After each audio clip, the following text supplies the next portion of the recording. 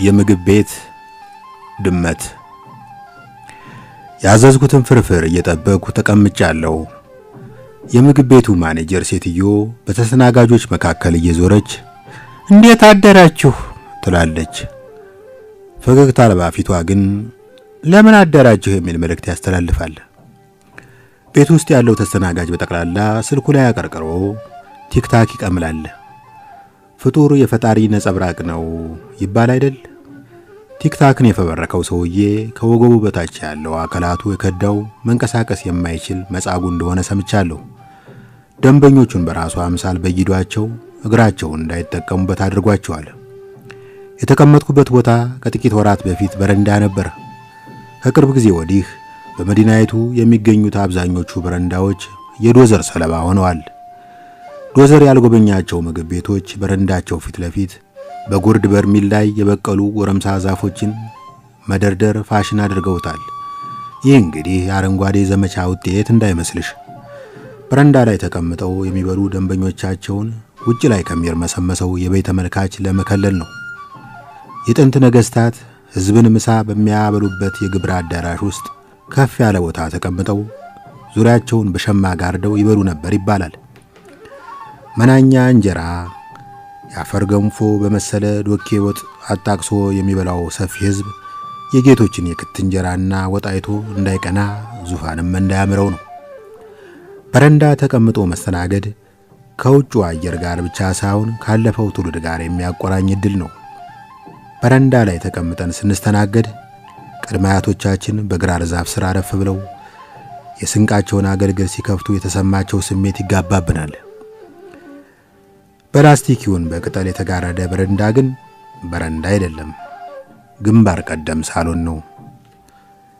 በቤቱ ውስጥ እንደ ሜዳ ቴኒስ ተጫዋች ከማዕዘን ወደ ማዕዘን የሚባክነው ብቸኛ አስተናጋጅ በአጠገቤ ሲያልፍ ክንዱን ነካሁት። በትሪ ላይ የተከመረ መብልና መጠጥ እንደያዘ ዞር ብሎ ገረመመኝ። ጀለሴ በጣም ቆየኩ፣ ቁርሱን ምሳ ልታረግብኝ ነው እንዴ አልኩት። አባ እንደ ህንድ ጣውት 8 እጅ ይዤ አልተፈጠርኩም፣ ተረጋጋ እንጂ በማለት መለሰልኝ። ምግቡ እስኪመጣ ከኪሴ ውስጥ በብልቃጥ ይዤ መዞራትን ሳባ ፐርፊውም የሚል ጽሑፍ የለጠፍኩባትን አልኮል አውጥቼ እጄን አበስኩ። ምግብ ቤቶች ውስጥ የሚገኘውን ፈሳሽ ሳሙና መጠቀም ካቆምኩ ብዙ ወራት አስቆጥሬያለሁ።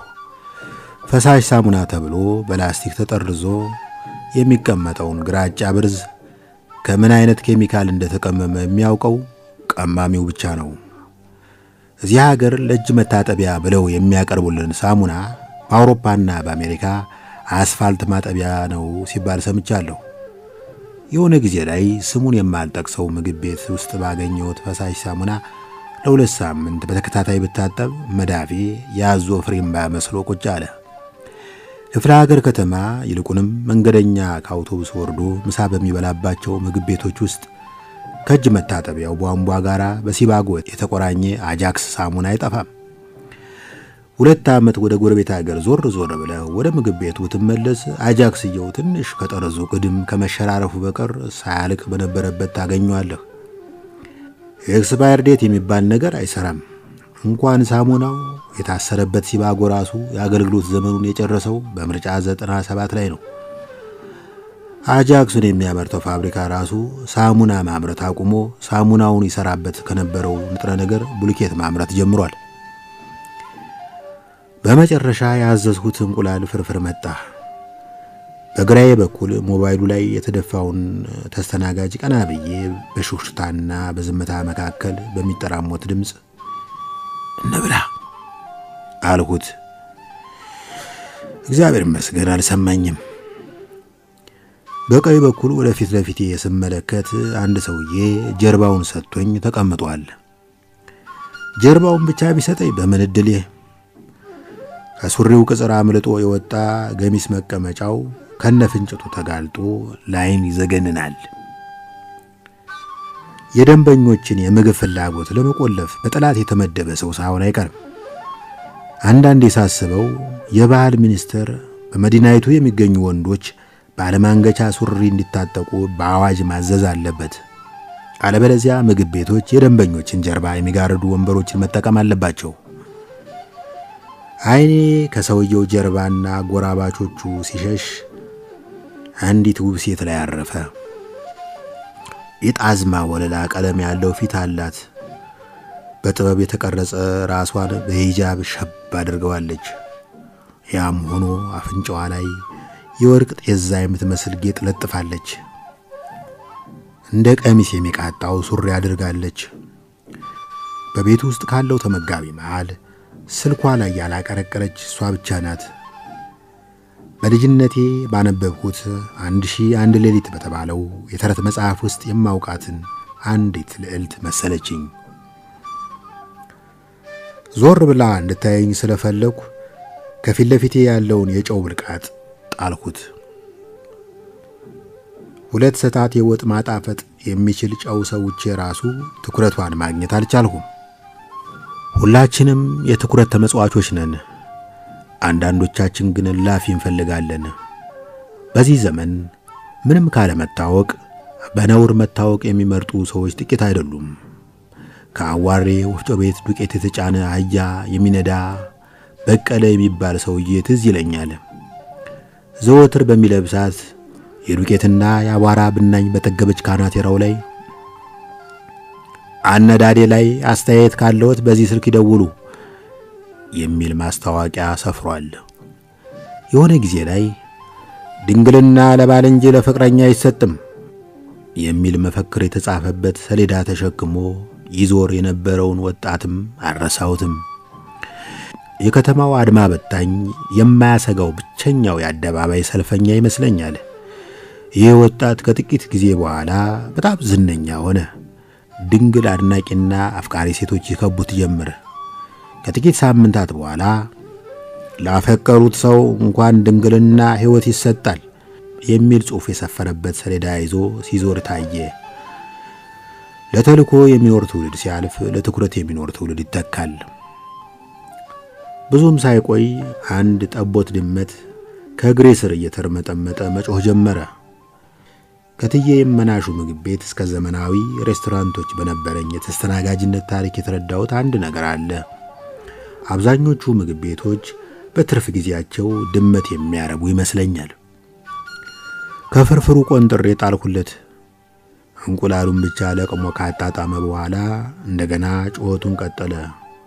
ጩኸቱ ደግሞ የተማጽኖ ሳይሆን ድርሻዬን ስጠኝ የሚል አይነት ሆነብኝ። ከፍርፍሩ ዘገን አድርጌ እንደገና ጣልኩለት። ጨረሰብህ እኮ አለች ፈገግ ብላ።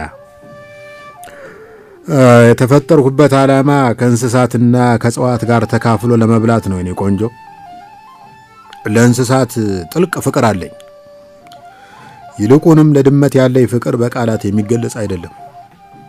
ድመት እኮ ቀን የጣለው ድንክ አንበሳ ማለት ነው አልኳት። እኔ በየመንገዱ ሲሄድ እግራቸው የተሰበረ አይናቸው የጠፋ በቁስል የተሞሉ ውሾችና ድመቶችን ሳይ በጣም ሆድ ይብሰኛል። በእንስሳት ላይ ጨከነ ለሰው ሊራራ አይችልም የሚለው አባባል እውነት አይመስልም አለችኝ። እኔ የማይገባኝ ነገር ስል ተቀበልኳት። እኔ የማይገባኝ ነገር ሰው እንዴት እንስሳትን ይጎዳል? እንዴት እጁ ይታዘዝለታል? በበኩሌ እንኳንስ ድመትን የመሰለ ውብ ፍጡር ይቅርና አይጥ ላይ እጄን የማነሳ ሰው አይደለሁም።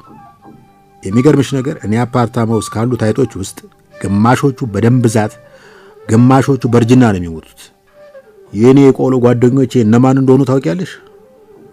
የሰማይ አዋፋት። የሆነ ካፌ ገብቼ የጀበና ቡና ከጠጣው ፈንድሻው ለርግቦቼ ተካው ይዤላቸው ሄዳለሁ። እርግብም ታረባለህ አለችኝ። በቂ ቦታና በቂ ትግስት ባገኝ ሰጎንም የማርባት እቅድ አለኝ። ወይ ጥሩ ሰው ነህ። አመሰግናለሁ። ስምሽ ማን ነው? ፈቲያ እባላለሁ። አንተስ? በእውቀቱ እባላለሁ፣ ግን አብዱል ቃድር ብለሽ ብትጠሪኝ ደስ ይለኛል። ከእግሬ ስር የሚርመጠመጠውን ድመት በግራ እጄ አፈሳ አደረኩትና ጭኔ ላይ አስቀምጬ እንደ ሙሽራ አጎርሰው ጀመር። በወከባና በርግጫ በተሞላ ሕይወቱ ውስጥ እንዲህ አይነት እንክብካቤ አጋጥሞት የማያውቀው ድመት በጥርጣሬና በግርምት ቀና ብሎ ያይኝ ጀመረ። ለጥቂት ደቂቃ ፈገግ ብዬ ስዳብሰው ቆይቼ ቀና ስል ፈትያ ከተቀመጠችበት ቦታ የለችም። ዓይኔን ማመን አቃተኝ። ድመቱ ያልተዳበሰ የፊቱን ገጽ ሲያዞርልኝ ማጅራቱን ይዤ በኃይል ወደ ጎረቤት ሀገር ወረወርሁት። ጥቂት ቆይቼ የአስተናጋጁን ትኩረት ሳገኝ የእጅ ምልክት አሳየሁት። ሂሳብ ነው አለኝ። ያንን ኮርማ ድመት የቀለብሁበትን ካሳ ትከፍሉኛላችሁ ብዬ ስጠብቅ ጭራሽ ሂሳብ ትጠብቃለህ